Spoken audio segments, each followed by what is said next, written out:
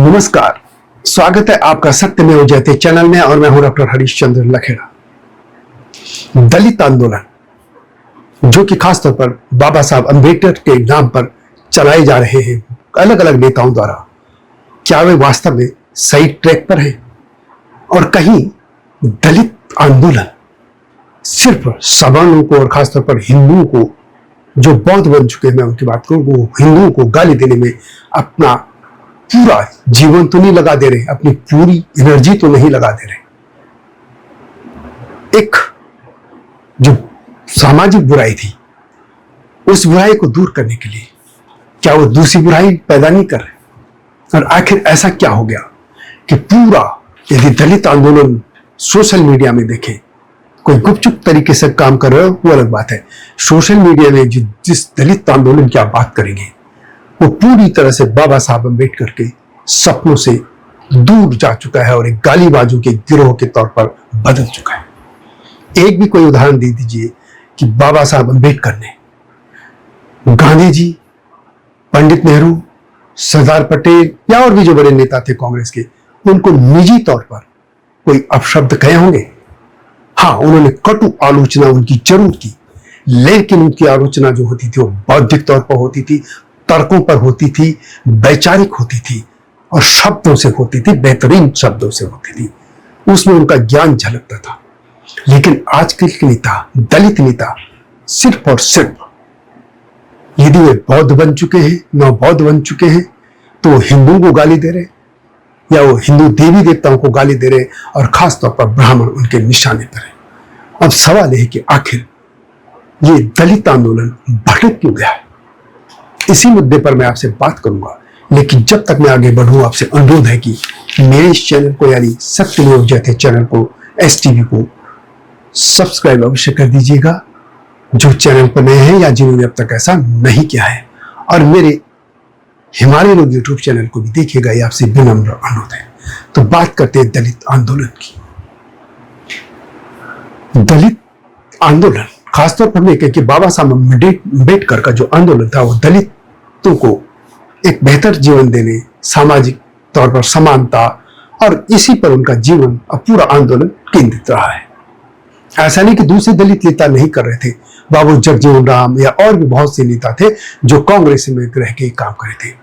लेकिन ये भी याद नहीं रखना चाहिए लोगों को कि खुद गांधी जी या उनसे पहले और भी बहुत से लोग, सावरकर का भी उनमें नाम आता है, आर्य समाज भी है, ईश्वर चंद्र विद्यासागर हैं, बहुत से ब्रह्म समाज, आर्य समाज, बहुत से लोग थे जो दलितों के लिए काम कर रहे थे। वो भले दलित नहीं थे, उसमें ब्राह्मण भी थे या दूसरी जातियों के लोग भी थे, लेकिन वे भी ये चाहते थे कि ये पूरे धर्म में जो एक गलत चीजें हो गई, छुआछूत या जो भी इस तरह के करने, उसको दूर करने की कोशिश कर रहे थे, लगे थे। एक और बात याद रखनी चाहिए कि जब संविधान बना तो संविधान जो सभा थी या संविधान सभा में अधिकतर लोग ब्राह्मण थे। इसलिए नहीं थे कि ब्राह्मणों से उनको रख दिया गया था, नहीं, क्योंकि उस समय वही पढ़े लिखे लोग थे, वो उसमें आ चुके थे। जैसे यदि आज हम बात कहें कि जितना भी आरक्षण दलितों को मिला है, उसमें आप देखेंगे तो सबसे ज्यादा तो महार है या चमार है। वाल्मीकि समाज बहुत पीछे है।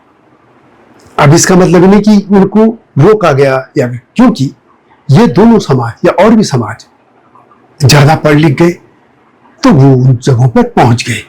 ये नहीं कह रहे हैं कि उनको जबरदस्ती छीना है, वो वहां पहुंच गए, उनकी मेहनत या जो भी उनको अवसर मिले उन्होंने उसका फायदा उठाया। जैसे राजस्थान में ST का जो मामला है, उसमें मीणा समाज, क्योंकि वो पढ़ा लिखा था, समृद्ध था, उसने उस जगह को पा लिया। या OBC में यादवों ने या दूसरों ने ज्यादा जगह पाई है। उसी तरह उस जमाने में ब्राह्मणों में ये चीजें ले ली थी। तो ब्राह्मणों ने ही बाबा साहब अंबेडकर यदि चाहते तो विरोध करते कि नहीं, क्यों इस सभा का अध्यक्ष उनको नहीं बनाया जाना चाहिए। जो ड्राफ्टिंग कमेटी थी उसके अध्यक्ष में बात कर रहा हूं। हालांकि संविधान सभा के अध्यक्ष तो बाबू राजेंद्र प्रसाद जी थे, तो उन्होंने ही बनाया था। तो उस जमाने में ऐसी बात उन लोगों के मन में बिल्कुल नहीं थी जो आज लोग ये कह रहे हैं। लेकिन मैं बात कर रहा हूं कि उनका जो पूरा जीवन था बाबा साहब का, वो चाहते थे कि समाज पढ़े लिखे, शिक्षित बनो, ये ऐसे कुछ उनके नारे थे। बने भी शिक्षित, लेकिन हुआ क्या? जो बड़ा नाम आता है हाल फिलहाल के वर्षों में, जो कांग्रेस या इन दलों से हटके, वो है कांशीराम। लेकिन कांशीराम ने क्या किया? 1983 में उन्होंने बयान दिया, या उनके दिल्ली के आसपास कोई साइकिल यात्रा निकाली थी, और उसमें कहा कि तिलक तराजू और तलवार, इनको जूते मारो चार। और ये गाली का यहां से शुरू हो गया था। और जब ये शुरू हुआ, हालांकि बाद में मायावती ने बाकायदा ये कहा था कि ये बसपा का कहीं ऑफिशियल ये वो नहीं था, नारा या ये लाइन नहीं थी, कि वो तो सर्वजन की समाज की बात करते हैं, बहुजन समाज की, सर्वजन समाज की। लेकिन 1993 में कांशीराम ने फिर एक टीवी इंटरव्यू में कहा था कि वे इस नारे पर अडिग हैं, और वहीं से बात बढ़ती चली। आज आप देखेंगे कि वाम से एक संगठन था जो कि कांशीराम नहीं बनाया था, लेकिन एक है वामन बेश्राम, उन्होंने उसका पंजीकरण करा दिया। इसमें उनको डिस्प्यूट हुआ और फिर वो कांशीराम से उनके रास्ते अलग हो गए। और इससे में जो सबसे बड़े, खासतौर पर ब्राह्मणों को जो गाली देने में नंबर 1 है, वो है वामन बेश्राम। और भी लोग हैं।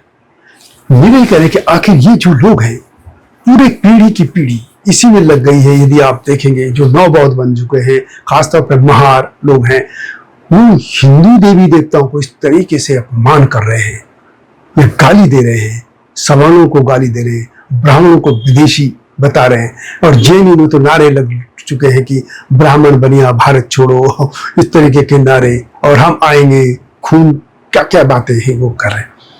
आखिर दलित आंदोलन कहाँ चले गया, कैसे भटक गया?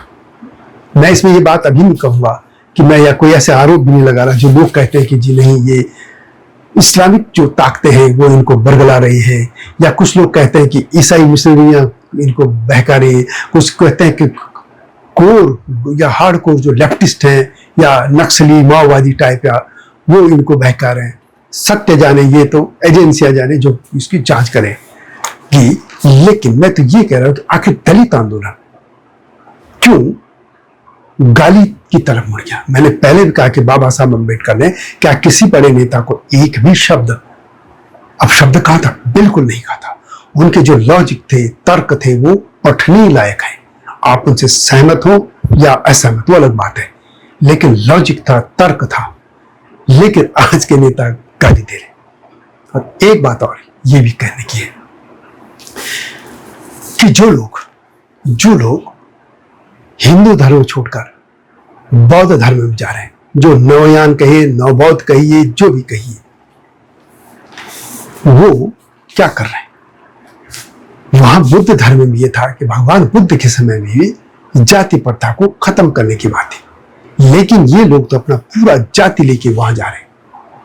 और यदि जाति नहीं ले जा रहे हैं, या फिर ये सवाल इसको इस तरीके से बोला जा सकता है कि ये दलित आंदोलन पहले अपने बीच की असमानता को दूर क्यों नहीं करता?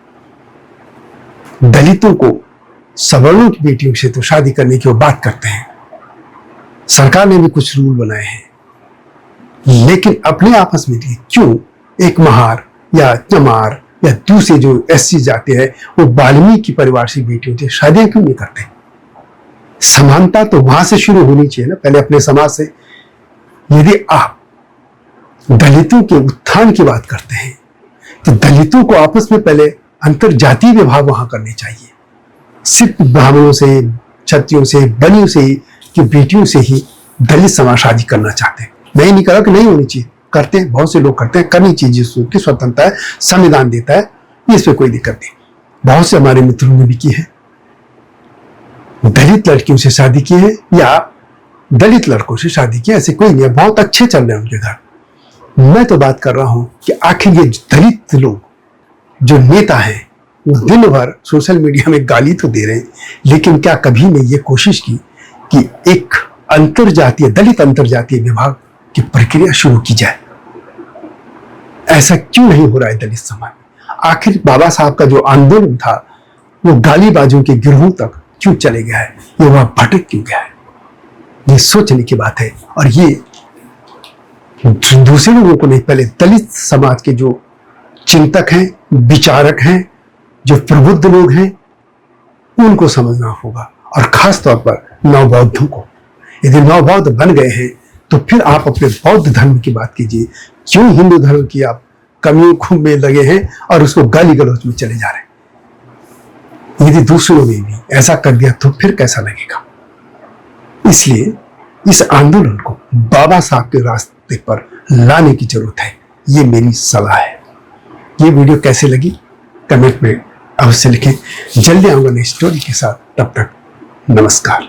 हिमालय पे पेड़ हो तो गीत गाएंगी नदियाँ, गीत गाएंगी नदियाँ। पेड़ों पे चिड़िया है तो गीत गाएंगी नदियाँ, पेड़ों पे चिड़िया है तो गीत गाएंगी नदियाँ। माँ की लोरी जैसे होते हैं नदियों के गीत।